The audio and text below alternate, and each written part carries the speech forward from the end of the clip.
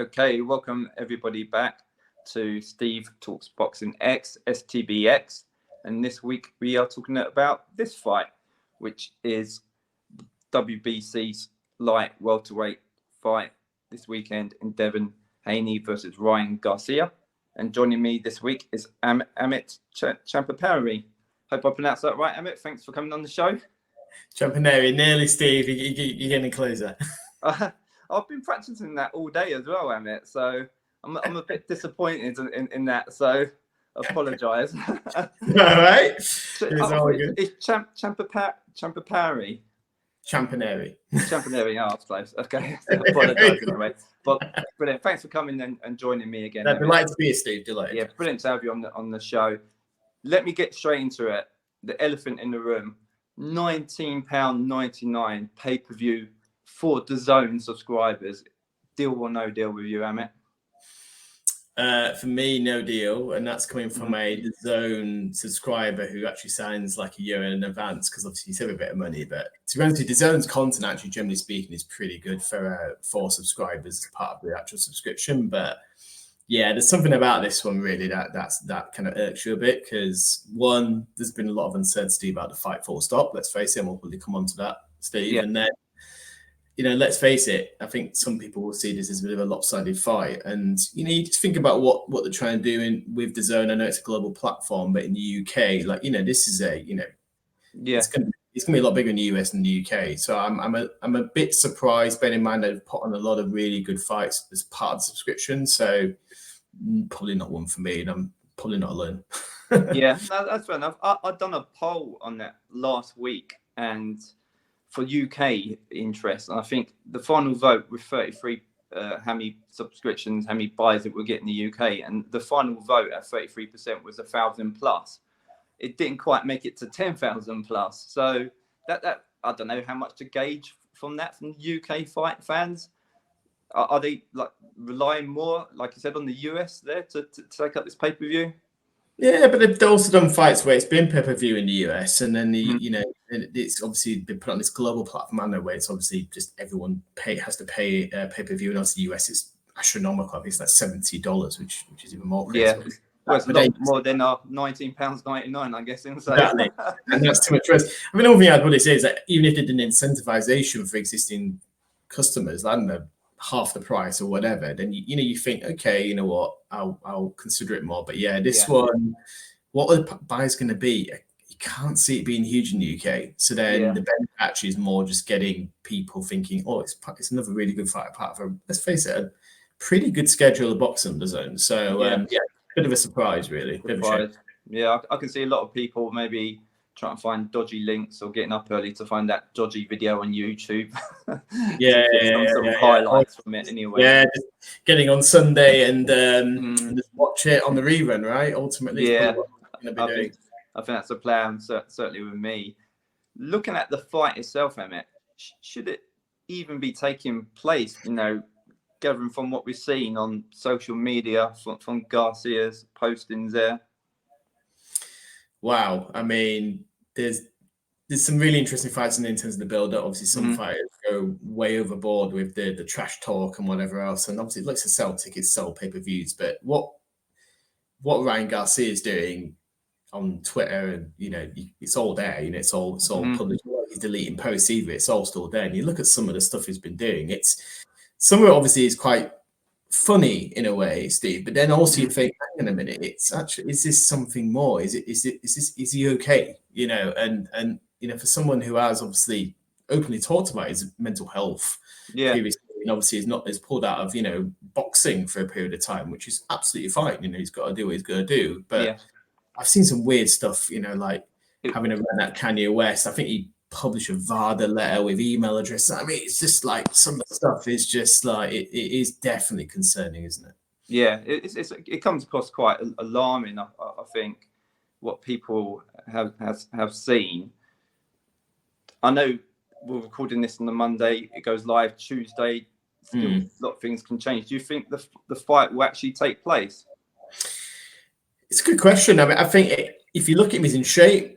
And he's clearly been training, and I think the erraticness of his sort of social media post full stop has been consistent. So it's not like it's that kind of got heavier towards the fight. So I would think at this stage I'd probably say it will happen, but there is that question mark. I mean, I was listening to a lot of boxing podcasts, you can imagine, Steve, and one of them was L, and I mean, and heard Matt Christie talking about the editor of Boxing News. Like, it's a challenge to think how many pages to put in the magazine about this, because there is still that.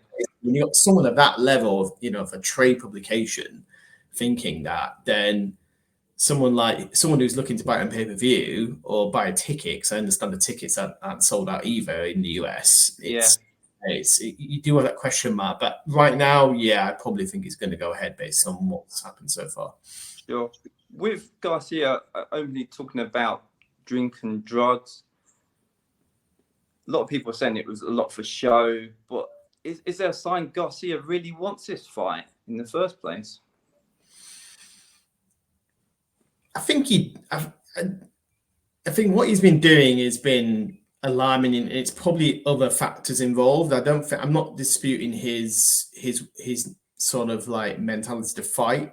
You know, like he's shown in lots of fights his courage, and clearly, look, he's gone after another big name in Haney, and I know they've got history of it. This is a huge fight. So I think he does want to fight.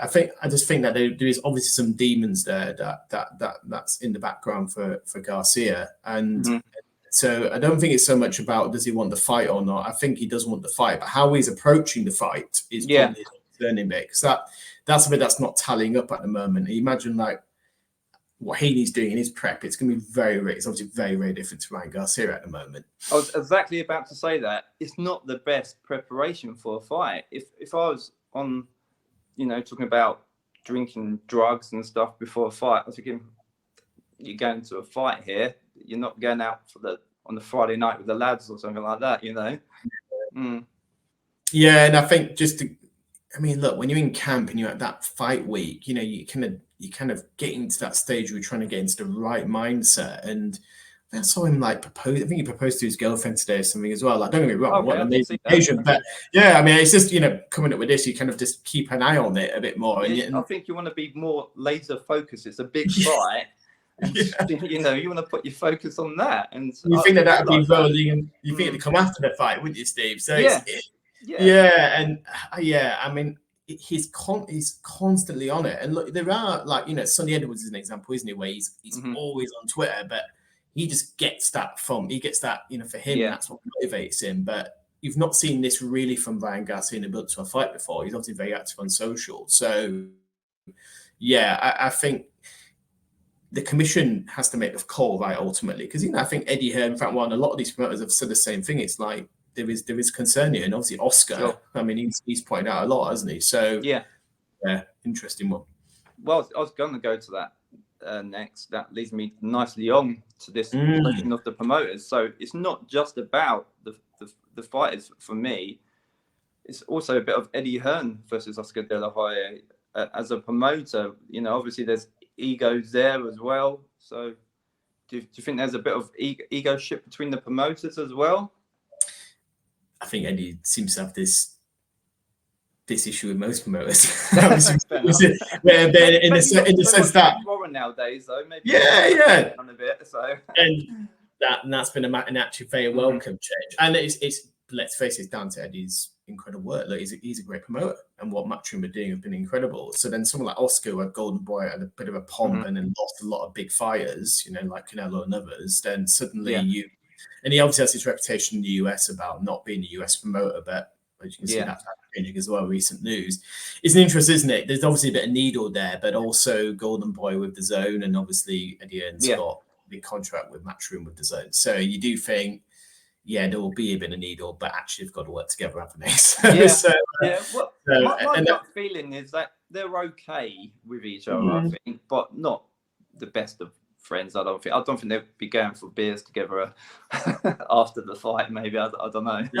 Not sure many promoters do. Even other than that, Eddie and Frank are clearly going for dinner and stuff, aren't they? So it's a good side story. I mean, look, and obviously the relationship between the lawyer and Ryan Garcia is pretty public. Obviously, there's obviously tension there as well. So that all plays into the plays into the build-up. Yeah, certainly does.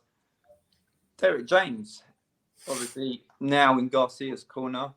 We've seen also, we talk about social media posts there with Derek as well. He's like in the background, not looking mega impressed as well. What do you make of that? Yeah, it's an interesting thing because look, Ryan obviously got rid of Joe Goosen after that, the big loss, and yeah, and you look at some of the stuff. Derek James comes across someone who's a bit, he's a traditionalist, old school sort of trainer, right? Yeah. And you look at his success with Errol Spence and others. Obviously, he's a fantastic trainer. And you look at some of the antics of Garcia in the gym, like some of the spars, some of the content for the video as opposed to actually the instruction. And I saw that William Fred's clips where he's kind of on the side and he's almost just like kind of looking down, almost like what is going on here. So, but he's obviously bought on James because he's a top trainer. But again, he's through to Ryan Garcia. I guess the last fight was a start, but this one is a real biggie because they've got to connect when you think about someone like Haney in the opposite corner. So I can't see him being massively impressive. Some of the stuff, especially social media stuff. Yeah, are we saying we're reading too much into this when we see pictures of Derek James like pulling funny faces at Garcia on clips? And are we reading too much into this?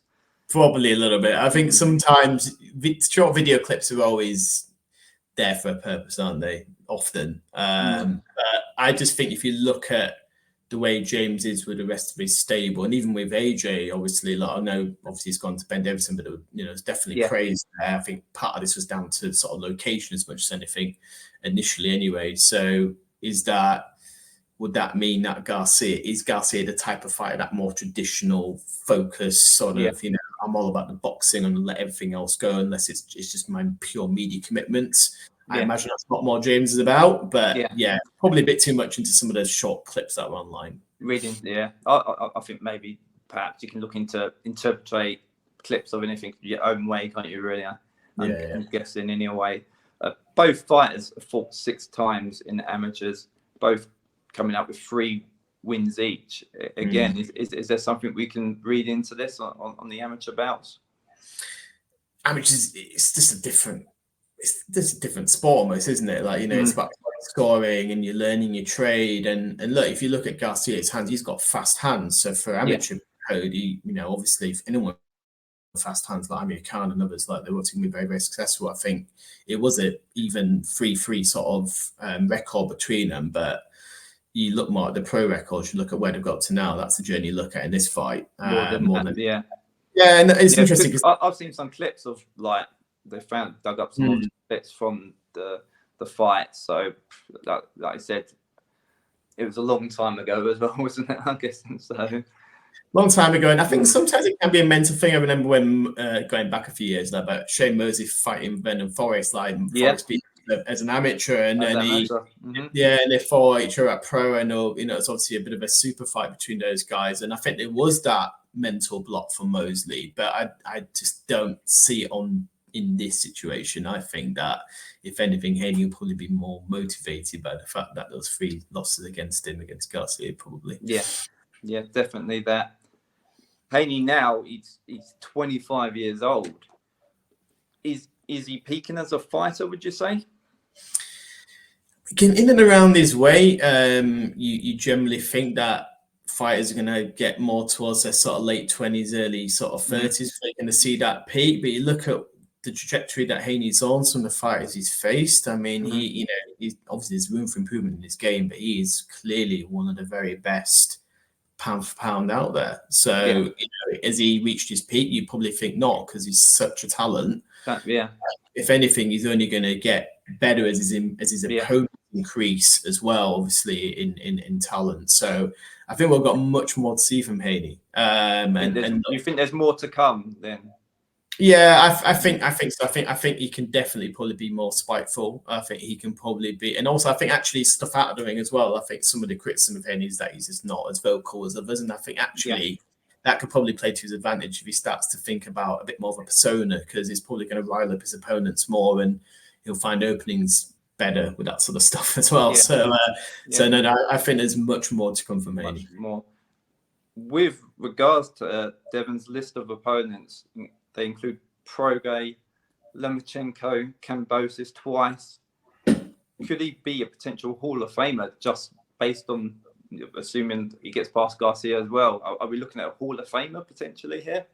He's well on the road, isn't he? Yeah. I mean, look at that resume. Like, Lomachenko, the all-time great, and even with Prograis, like he's one of the best in his in his class. So he's already proven it. But you look at the fights ahead for Haney. Like Garcia is obviously a massive fight in terms of just a market fight. But you've got Tank, you've got Shakur Stevenson potentially, you got Boots Ennis, he's got the opponents around him in his era. If Haney's beating these guys, then he is 100% dead cert for Hall of Fame. You look at his talent and ability, you think that he's definitely well on his way. But again, the frightening prospect, I think, for many is that he's only going to get better. So when you time it, that's the thing. Yeah, like I said, you look at that list of opponents already, most of them you can reel off and say, these are great fighters. Haney could be one of the greatest there. But yes, certainly a good list so far on his CV. And I think obviously if you beat Garcia, that will add to it. I'm going to go back to Garcia now, really. Talked a lot about Haney. Garcia is the puncher in the fight. 20 KOs in 25 fights. Does Garcia have a puncher's chance, would you say? It's a tricky one here, puncher's chance. I always see that as, it's just someone with one good shot and that's it. I think Garcia's more than that stage. I think he's got fast hands. He's actually got good footwork. He was a quality amateur with 3 wins against Haney. So he's definitely got more power. But you look at the opponents he's facing comparison to Haney. His biggest win probably for me still is Luke Campbell. Luke Campbell's quality fight, decorated amateur, but you look at the difference between that and what Haney's done so far, there's a massive difference. So he's definitely got more power, there's no doubt about it. But puncher's chance, is he going to land flush enough to cause Haney that sort of damage? I'm not entirely sure. Sure. We're going to go to, I don't want your prediction just yet, but I just want to see a bit how you thought the fight was going to pan out. I know you touched on it just a bit there. Garcia, fast hands, maybe got to land that punch. Haney, what can we expect from Haney? I think if you, it's a tricky one, isn't it? Because of the build-up, like you don't know what Garcia is going to arrive. Is he going to be like absolutely trying to make a statement in those early rounds and just try and get all over Haney and put him out of his rhythm? Because for me, he has to do that probably to kind of upset Haney. Jump on in early. He's going to make an impression. Otherwise, I think Haney's going to really just get comfortable, and then it's very difficult as obviously Prograis found out in his last fight.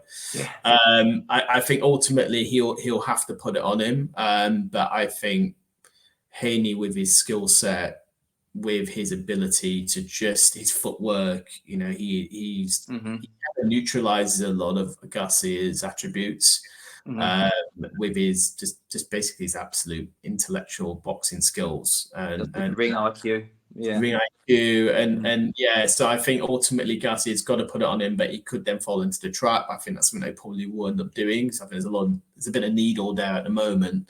But I can see him trying to start fast. Haney kind of like realizing what he's trying to do, and then he just starts to take control. And I see him taking control for the whole fight. Sure, might as well go for it. Crunch time. What's your prediction for the fight, Amit? It could be an absolute boxing masterclass, Steve, to that level. It could be shut out. Like it could be that level with Haney. Really? I really think it could be that You're far. saying Haney could school Garcia then? He could, I expect him to school him. But will it be a kind of a complete shot? Probably not. But I see him either winning very comfortably on points unanimously, or will Garcia be in a position where he doesn't want to continue, or the referee calls a halt because of Barra's punches? That's how I kind of see it. And that'll be late. It won't be mid-rounds, I think. But definitely Haney, impressive win. There you go. Heard it here. So I tend to agree with you. I think it's also going to go points for me. I think Haney's just going to be too skillful. I think Garcia would be game for a bit of the fight, but I think it'd be probably a dominant performance from Haney. Yeah. Anyway, before you go, we always end the show with ending questions, quick ending questions. A topic, maybe it was a couple of weeks ago. Adam Azim, did he duck the Dalton Smith fight? What's your opinion on it? I don't think he personally ducked it. I think Adam Azim fights anyone, and look, he just put out there what an amazing talent Adam Azim is. But it's about timing, isn't it, with fights? Yeah. And I think what they've done in not taking this fight right now is the right call for Azim's career. So I don't think he ducked it. I think it's a strategic play. If Eddie Hearn had Adam Azim, he'd be doing the same thing. So I think you've got to build him up slowly, and that fight could happen in a year easily. Like, you know, it could be that quick, right? It's not like it's going to be 5 years down the line, but this is about timing. And actually, Hallam Eubank, to be frank, is probably it's a logical step, and you've got that backstory as well. So but I wouldn't have announced it in the ring without it being officially confirmed. I think that's it. yeah.